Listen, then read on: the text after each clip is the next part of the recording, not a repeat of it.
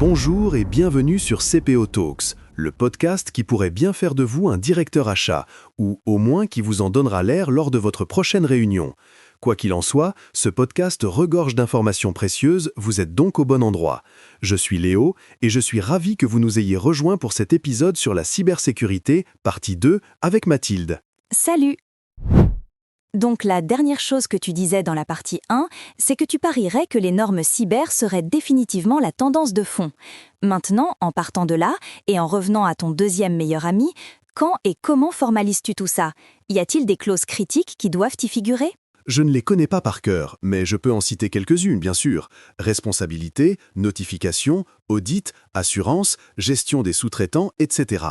Concernant la notification de violation, nous demandons généralement un délai de 24 heures, qui est souvent fortement repoussé par l'équipe juridique du fournisseur, qualifiant cela d'impossible. Mais bon, lorsque nous travaillons au sein de l'UE, nous avons une obligation de 72 heures pour notifier les régulateurs si des données RGPD sont en jeu, et nous avons besoin de temps pour enquêter de notre côté avant que ce délai n'expire. Donc, ils devraient agir en partenaire pour nous aider à respecter notre obligation de conformité. C'est le genre de ton que je préfère utiliser en cas de blocage au niveau de la direction, en le présentant comme une responsabilité partagée, pas une punition ni une lubie. Par rapport à ça, je peux pas te donner ma ligne rouge publiquement, mais nous pourrions concéder un certain délai si en retour nous obtenons un engagement plus fort sur leur planning de remédiation post-incident par exemple. Négo. Oui, toujours. D'autres clauses clés concernent les droits d'audit et bien sûr, la plus importante est la responsabilité et l'indemnisation. Ok, dis-nous comment vous traitez les plafonds de responsabilité et les planchers d'assurance. Alors je ne t'apprendrai rien en disant que très peu d'acteurs de mon secteur acceptent une responsabilité illimitée. Exiger une assurance cybersécurité devient donc un outil. Cela fournit un moyen financé et structuré de gérer mon risque. Nous spécifions le montant de la couverture requise en fonction de notre analyse de segmentation des risques dont nous avons parlé plus tôt. Pour un fournisseur à faible risque, peut-être qu'un demi-million suffit largement. Mais pour un partenaire à haut risque, nous pourrions être autour de 50-150 millions. Euros. Dollars.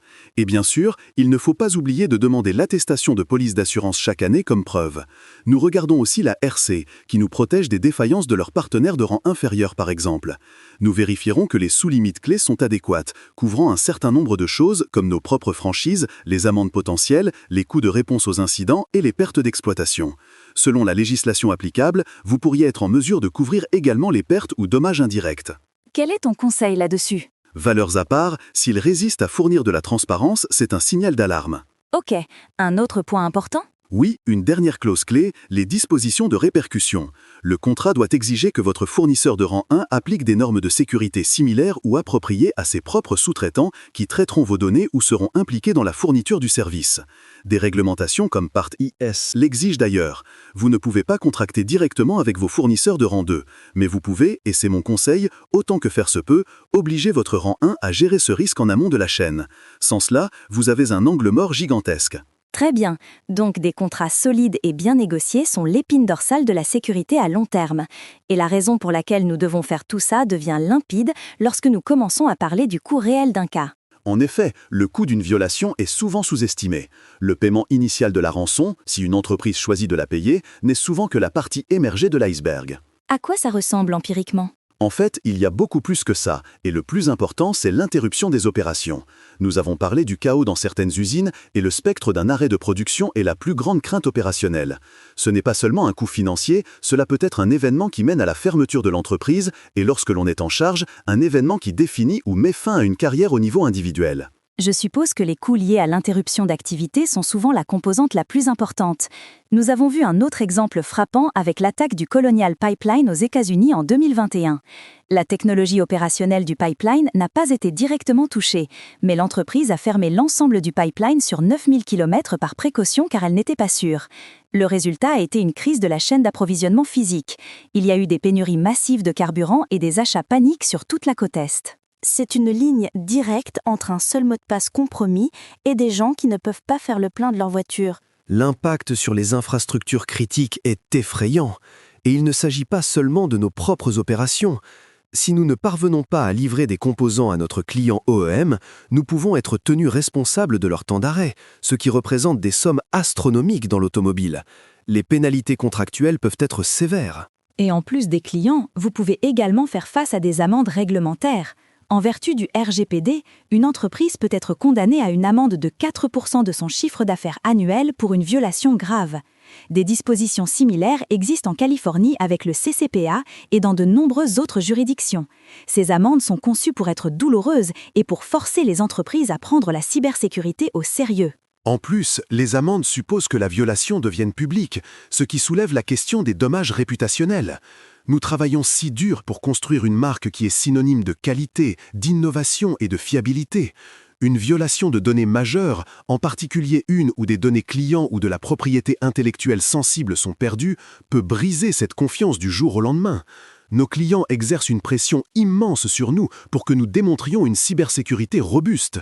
Si nous avons une violation, nous ne risquons pas seulement une amende, nous risquons d'être écartés des futurs projets ou appels d'offres. Nous risquons de perdre notre statut de partenaire de confiance. Cet impact commercial à long terme est énorme. Les dommages à la réputation et la perte de confiance des clients sont sans doute le coût à long terme le plus important, oui. En plus, tu peux voir le cours de l'action chuter dès la publication des premiers articles de presse, mais aussi rendre plus difficile d'attirer et de retenir les talents, en plus de donner à tes concurrents une arme puissante. Et tu as mentionné la perte de propriété intellectuelle. Pour une entreprise technologique, que ce soit dans l'aérospatiale ou l'automobile, cette propriété intellectuelle est le joyau de la couronne.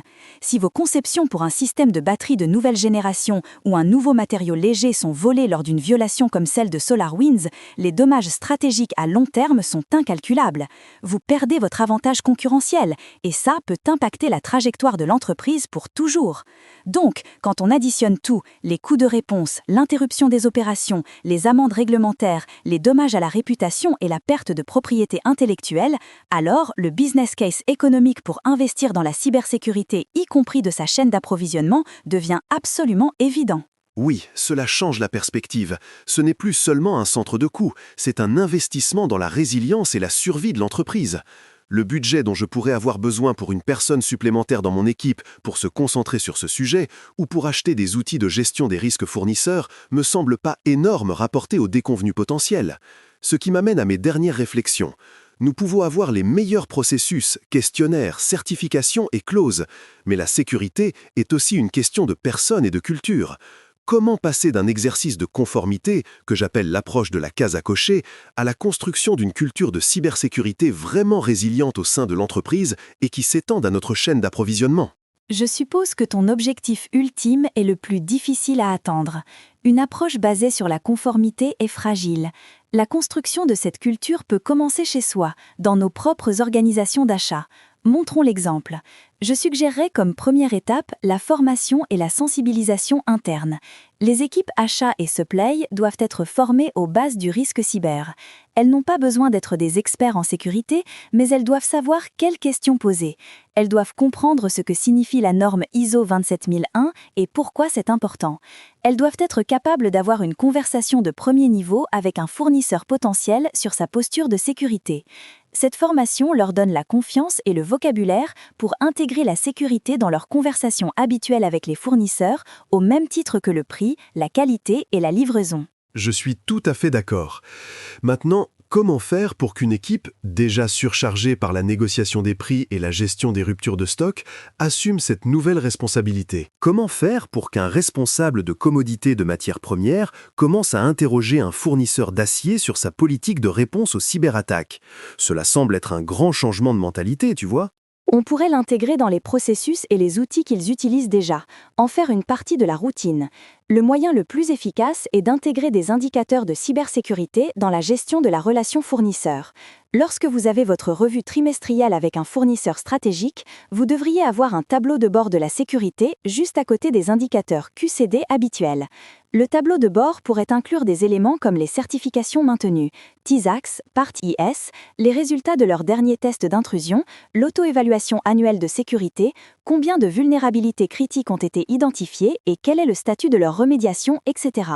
En discutant de la sécurité lors de ces revues trimestrielles par exemple, vous normalisez la conversation.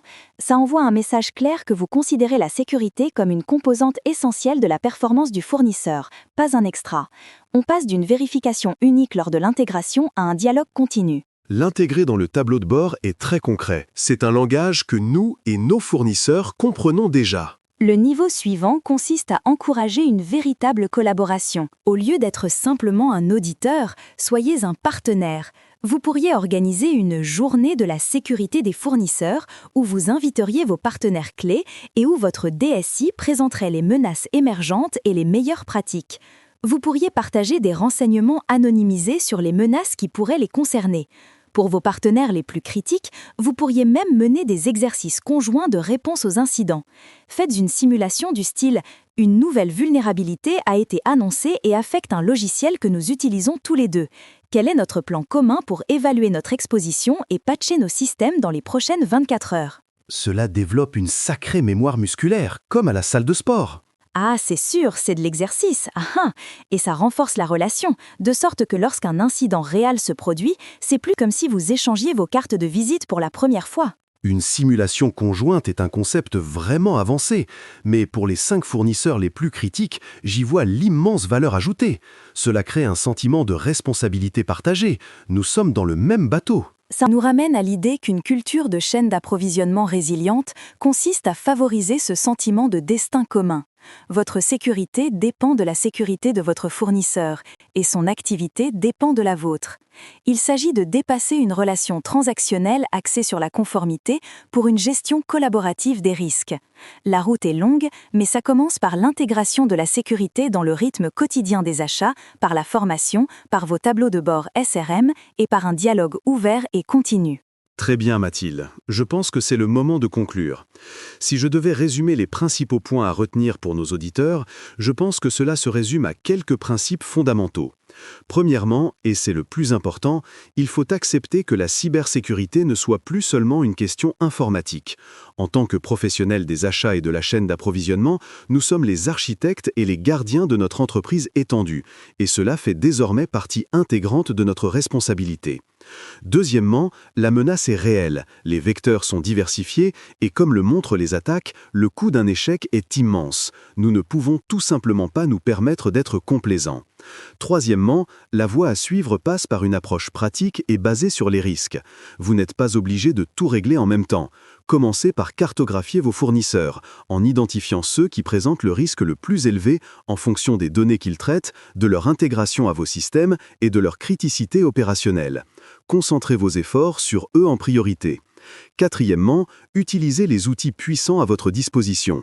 Un processus robuste, des contrats bien négociés qui définissent clairement les responsabilités, les engagements et les assurances. Nous devons également nous appuyer sur les normes industrielles et réglementaires obligatoires, de plus en plus prévalentes, et les faire respecter. Elles fournissent les repères dont nous avons besoin. Il s'agit, en fin de compte, de construire une culture de la cybersécurité, former nos propres équipes, l'intégrer dans nos routines de gestion de la performance des fournisseurs et favoriser un partenariat collaboratif avec nos fournisseurs. Il s'agit de travailler ensemble pour construire un écosystème plus résilient pour tous. Merci Léo, et merci à vous qui nous avez rejoints pour cet épisode de CPO Talks, deuxième partie.